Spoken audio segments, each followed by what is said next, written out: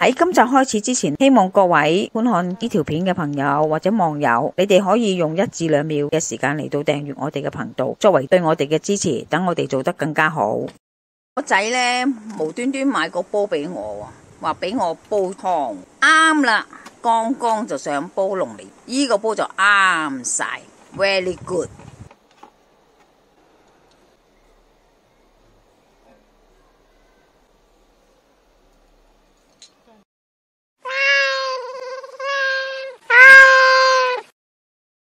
阿媽廚房。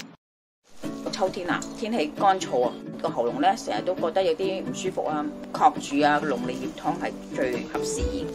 我媽咧以前都成日煲俾我哋飲一模一樣嘅材料，所以咧我就跟翻我媽嘅個方式，亦都問過醫師嘅意見，綜合兩個都係一模一樣，就係龍脷葉、南北杏、陳皮、蜜棗呢幾樣嘢同埋加肉嚇。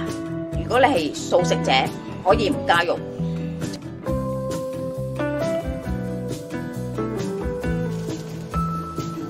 呢啲係乾龍脷葉，藥材店裏邊買，屬於中藥嘅其中一種。龍脷葉咧好多個名嘅喎，佢又叫做龍舌葉。點解佢叫龍舌？因為咧佢似龍嘅條脷喎。啲人即係講緊有時都好叻啊！嶺南個地區就係土卑地濕，長年濕熱啊、溫蒸嗰啲民眾就成日都出現喉嚨乾痛、炎啊，塊面咧又生暗瘡。咩牙肉有腫痛咁嘅症狀喎，咁佢哋有句說話就係話：一方水土就養一方人，一方草藥就醫一方人。嶺南出產咗好多清肺化痰、清熱祛濕嘅種草藥嚟醫上面嘅症狀啦。民間用呢隻藥咧就好廣泛，煲涼茶飲啦，又可以入藥。但係咧喺廣東民間咧就有較長歷史，就食療裏邊就即係等於煲湯啦。如果你出邊買嘅咧，見到咧就咁樣一扎扎啦，但一扎扎你解開咗之後呢邊咧可能有啲泥沙咁，你自己要翻嚟洗。咁呢間藥店咧就已經洗乾淨噶啦，比拼下啦。未洗之前咧就係綠色嘅，洗咗之後咧深綠色。街市嗰度咧就有生龍脷葉，就直頭一塊葉叫做新鮮龍脷葉。咁點解我唔買新鮮？新鮮龍脷葉佢未曬乾，佢重量係重咗，同埋係有啲水分。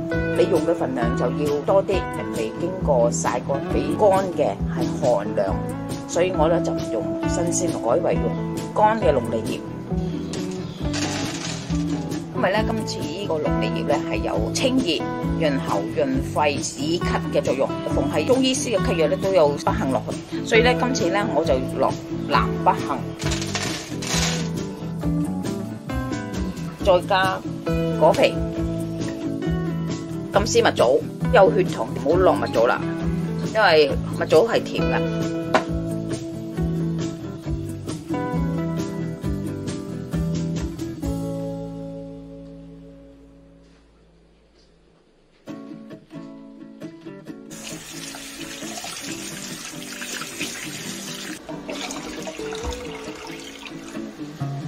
煲湯咧就跟翻你嘅材料多少，材料得嗰4個咧，所以咧我就用個細煲。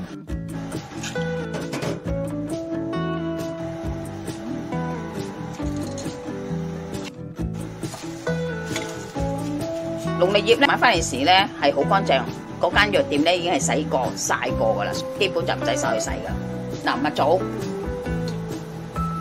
果皮1/3夠噶啦，撳一撳佢，等佢索一索水。煲一陣先，水滾先至落瘦肉。煲湯老實講都係講愛心2個字嘅啫。嗱，唔好話嘥時間，煲嘅湯水少，你想佢哋身體好，你先要去煲湯。用時間嚟煲一個湯水俾啲人飲咧，福氣財湯咧，基本上咧都係飲1碗左右嘅啫。體質係寒涼嗰啲人咧，你就唔好用咁多，因為咧龍脷葉係佢清熱得嚟係大涼性啊。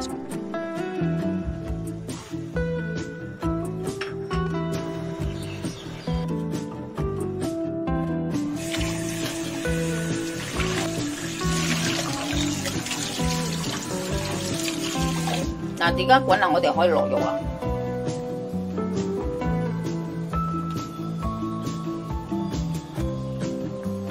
落咗藥之後咧，一再去落底嗰度，不幸咧，因為佢輕身，所以咧浮晒上面啦。落湯料嗰時咧，你諗下邊啲係容易浮面咧，你就落先咯。因為南北杏都要時間先至會完全腍晒㗎，煲1個鐘基本上係未必會腍㗎。認真滾起嘅間屋都有一陣好香清新味道，嗰啲似薄荷，但係冇薄荷咁濃味。煲咗有1個鐘嘅煲好㗎啦，我哋就可以噴出嚟。